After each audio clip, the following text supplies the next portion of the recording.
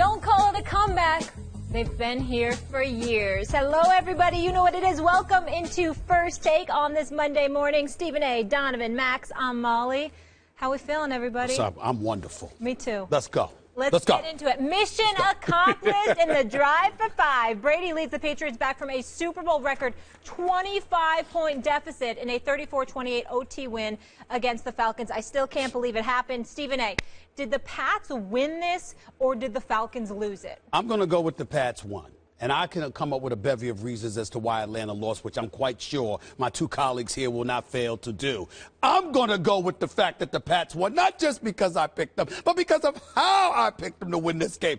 Tom Brady was on another level. There is no denying it. It is what it is. But this defense, keep in mind, the fumble by LeGarrette Blount that set up one of Atlanta's touchdowns. The pick six by Tom Brady that gave them the other touchdown. Essentially, this high-powered Atlanta Falcons offense that scored 540 points this year, that was number one in the league with the number one passing attack, with the league MVP, with the running game personified, with the best wide receiver in football in Julio Jones, were held to 14 points, essentially, by this New England defense. So I look at it from that perspective. I look at their defense.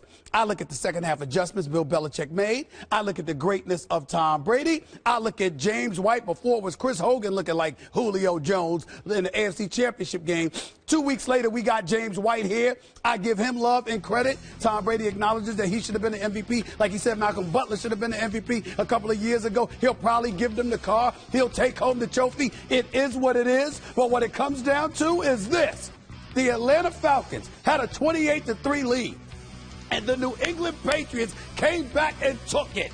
31 unanswered points in the second half, 93 plays to about 46 plays, more than 200 yards in offense, more so than Atlanta. Miraculously, they had the same amount of yards rushing at 104, which makes no sense to me. But in the end, New England won this game. Atlanta lost the game. Now, anytime you have a situation like this, New England's going to have to make a lot of good plays, and Atlanta's going to have to bungle some stuff. So I'm not even getting into the fact that on kickoffs, Atlanta couldn't get it past their own 12, right? Because you say, well, New England's defense. Or that Julian Edelman, with the game still on the lines, prancing to midfield on a punt return, right? Like, okay, you could say that's better special teams and that has to do with coaching and everything else and bungling from the Atlanta Falcons. But that's what happens when one team makes a great comeback. It's usually equal measures-ish of one team playing well and the other not playing well. This is what it comes down to. And this is why it's Atlanta losing. You have the ball in field goal range. All you have to do is call 2 running plays. If you wind up netting -3 yards, let's say, on those 2 running plays, which is unlikely. Falcons run the ball well. They probably, who knows, maybe they pick up a first down, but certainly they're more likely to advance the ball than to go backwards. If you do nothing at all, net gain of 0 on those 2 running plays, you are very likely to hit a field goal, making it a 2-score game and putting the game out of reach for the Patriots. You're talking immediately after the catch from Julio Jones, right? That's right. Okay. That is a monumental blunder that it doesn't hand the game because, of course, now Tom Brady and company have to make all the plays, and Atlanta still has to bungle stuff on defense.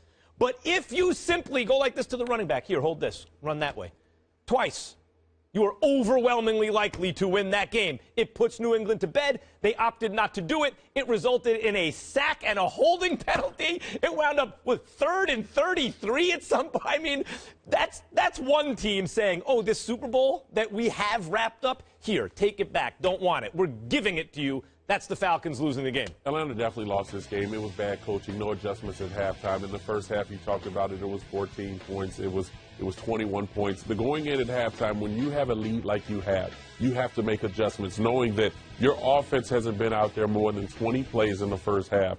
And if they get going, gain some momentum, this lead will begin to increase. But defensively, you're a defensive-minded head coach. And you know if your players are out there more than 20, 30, 40 plays in a half, they're going to get tired. You know that you have lack of depth at the defensive line standpoint. You know that you have a young secondary, young guys in their first or second year in the secondary and linebacking core, and you don't have a rotation. Sit them in zone coverage or possibly blitz them. Do not play man the whole game, because when you play man, that means at some point there's going to be an explosive play. Tom Brady has been in this league long enough where he understands we're that far away. Going in at halftime, there were adjustments made on the defensive end by Belichick and Patricia. But on the offensive end, they were just missing by that much. Drop balls, penalties, lack of blocking up front, little mistakes. That means Tom was hit too much. So who lost this game? Dan Quinn and Atlanta Falcons lost this game because they led the game all the way to the end until they gave it up. So for Matt Ryan, I feel bad for Matt Ryan because he did everything I said he needed to do in order to win this game. Eliminate the mistakes. Don't turn the football over. Taking a sack when he did? Well, what is he supposed to do? He can't throw the ball away because he can't get away from the guy. And so that was not his blind side. He should have seen him cut. Well, it's right in front of his face. But the two guys that played the best game out of all leading into that point were their center Mack, who was hurt going into that game, and their quarterback. And they both made the mistake. Then you lead to Devontae Freeman missing the block with Hightower, which led to a sack fumble. That right there turns it again back to New England. And going 3rd and 33 when you're out of field goal range puts you in a bad situation. So Dan Quinn and the Atlanta Falcons lost this game. Well, first of all, both of you are wrong, and I'm going to tell you why. First of all, please do. That's right. Thank you so much. We've talked about it. We're going to debate at the parties. Yeah, let's go. We can debate it right here. Here's the deal. Devontae Freeman missed that block on Hightower. No doubt he's accountable for that, and I get that. And when you talk about the nuances of the game in terms of what the coach could or could not have done, Kyle Shanahan, who we'll get into later, what he could and could not have done. Right. I get all of that. Here's why I got a problem with both of y'all, with what you're saying right now. If you recall, we're in Houston last week. You were sitting there chilling and partying and hanging out all the time. I had him to deal with, okay? Now I got both of y'all. I specifically said to you, the only way I can see Atlanta winning this game is if you explode out the gates, you put a hat on Tom Brady, and then ultimately that's your best shot. Because at any point in time, if the game gets tight, it's a different game. And this is what I mean by that, where I think y'all are letting Atlanta off the hook. Don't give me fatigue, number of plays. Never brought up fatigue. We talk about number of plays. And all this stuff. Go ahead. What I'm saying to y'all is this. Is that dude who's not just a 4-time champion at the time, but is 39 years old playing in his 7th Super Bowl. And we go up against a bunch of young Lions, and that defensive line for Atlanta was very, very impressive for most of the game. But a bunch of young Lions with that secondary, and you've got guys that are just too young. They've never been here before, and they're in their early 20s. I said, it's going to get tight at some point in time. Those bright lights are going to get I'm going to disprove this argument right now. Go ahead, I'm going to shut this argument down right now with your own logic, okay? Please. Yeah. Until last night, what was the worst call in the history of the Super Bowl? Seattle. Pete Carroll. Seattle, right? I mean, let's stop talking about that. That wasn't a bad call. Okay, but I'm talking about his opinion now. It was horrible. His opinion. Go ahead. The point is, Seattle handed them that game, according to you, right? All you got to do is give the ball to Marshawn Lynch. Right. Actually, Donovan has brought up good points. I agree with you. I don't think that was the right call, but that's actually defensible in some way. You can actually construct an argument why, on given the down, etc., you might call a passing play right there. That was different than yesterday.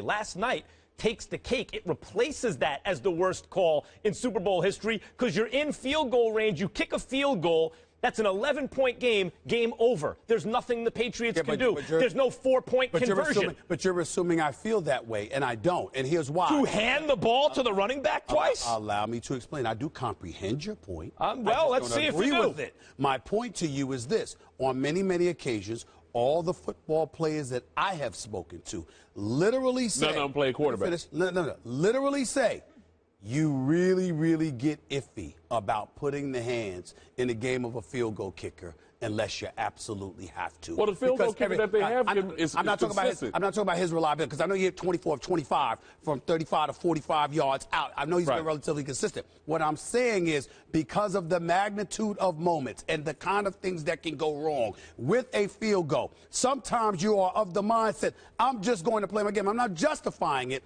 I'm simply saying that's the kind of thinking. In my years of covering sports, I've always been told, You don't go there unless you have to go there. You play your game until you have no choice.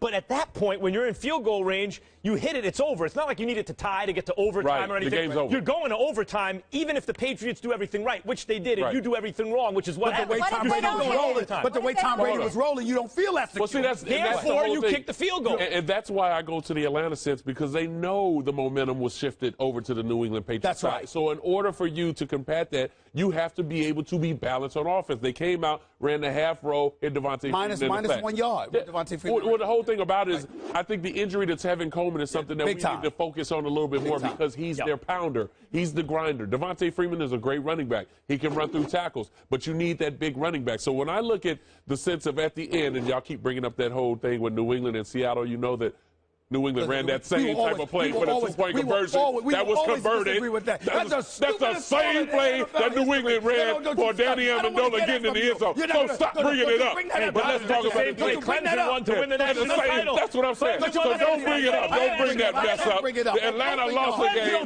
because they didn't run the ball. They kicked the field goal. Don't you bring that up no more. It's a two-point conversion for Danny Amendola. Say it. Say that. Say that. We've been arguing about this for 2 years. He makes me sick with that point. You just stop it. Danny Amendola touchdown, two-point conversion. There's another huge debate we often